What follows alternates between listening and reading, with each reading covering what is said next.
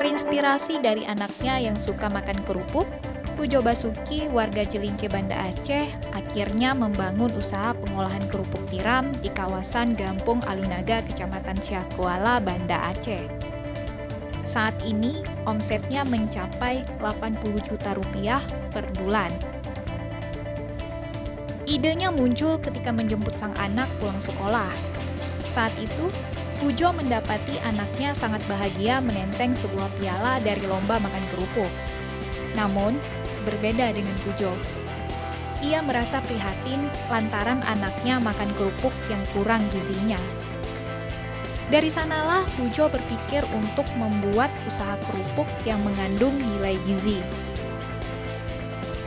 Direktur Yayasan Matahari Pengolahan Rumah Tiram itu melanjutkan niatnya dengan mengikuti program pembinaan masyarakat dalam membuka UMKM kerupuk yang diselenggarakan oleh Kementerian Riset dan Teknologi Pendidikan Tinggi pada tahun 2015 silam.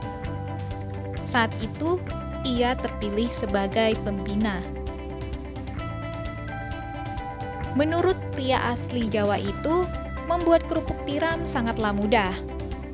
Cukup menggunakan tepung tapioka dan tepung terigu, lalu ditambahkan tiram, kemudian ditambahkan ketumbar, bawang putih, telur, gula, dan garam. Sebelum tiram dicampur, terlebih dulu tiram di blender halus.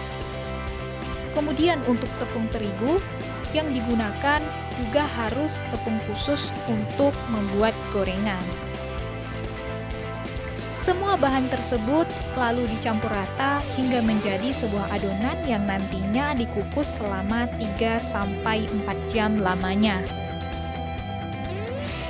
Adonan yang matang lalu dimasukkan ke freezer untuk mempermudah proses pemotongan. Tahap terakhir, kerupuk dijemur di tempat penjemuran bebas hujan dengan waktu maksimal selama 4 hari. Setelah kerupuk kering dan digoreng, kerupuk produksi Pujo dapat bertahan selama bertahun-tahun lamanya.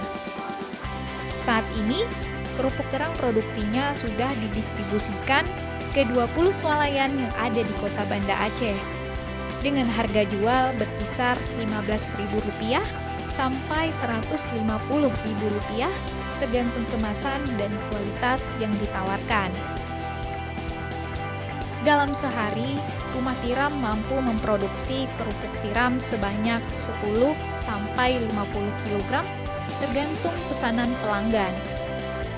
Bahkan, kerupuk tiram produksinya itu sudah merambah ke Pulau Jawa dan Pulau Kalimantan.